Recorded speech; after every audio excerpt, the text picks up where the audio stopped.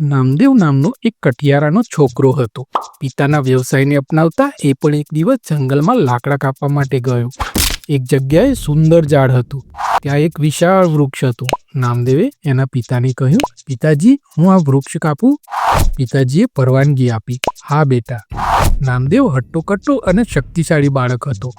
એણે પૂરેપૂરી શક્તિથી ઝાડના થડ પર કુહાડીનો પ્રહાર કર્યો. થડનું એક છોતરું ઉડીને ફંગોળાયું. ક્ષણભર માટે નામદેવ એ કપાયેલા થડ સામે જોઈ રહ્યો. પછી ધીમે ધીમે એનો ઉત્સાહ ઓસરતો ગયો. એણે જોયું કે જ્યાં એણે પ્રહાર કર્યો હતો ત્યાંથી સફેદ દૂધ જેવું કોઈક પ્રવાહી નીકળતું હતું. નામદેવના મનમાં વિચાર આવ્યો, મેં ઝાડ પર પ્રહાર કર્યો એટલે ઝાડ ઘાયલ થઈ ગયું. માણસને જેમ લોહી નીકળે છે એમ ઝાડને પણ સફેદ લોહી નીકળી રહ્યું છે. મારા પ્રહારથી ઝાડ દુઃખી થઈને પીડાઈ રહ્યું છે, એ ધ્રુજી રહ્યું છે.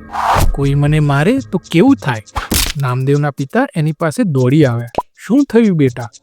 નામદેવે કહ્યું, પિતાજી, હું આજ પછી ક્યારેય ઝાડ નહીં કાપું. પિતાજીએ પૂછ્યું, કેમ બેટા?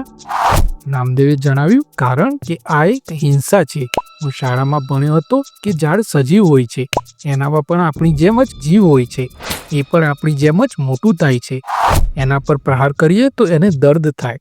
ઝાડ કાપીને આપણે હિંસા કરીએ છીએ. માટે હું હવે કોઈ હિંસા કરવા નથી માંગતો. પિતાએ પુત્રને ગળે લગાવી દીધો. ઝાડ જેવા ઝાડની વેદનાથી દ્રવી ઉઠેલા બાળકે દુનિયાને અહિંસાની એક નવી વ્યાખ્યા આપી. નામદેવે આખી જિંદગી કોઈ જ હિંસા ના કરી અને તે એક મોટા સંત તરીકે ખ્યાત થયા. તો મિત્રો, વાર્તા સારી લાગે તો લાઈક કરજો, ચેનલને સબસ્ક્રાઈબ કરજો. મળીશું બીજા વિડીયોમાં. જય હિન્દ, જય ભારત, જય જય ગરવી ગુજરાત.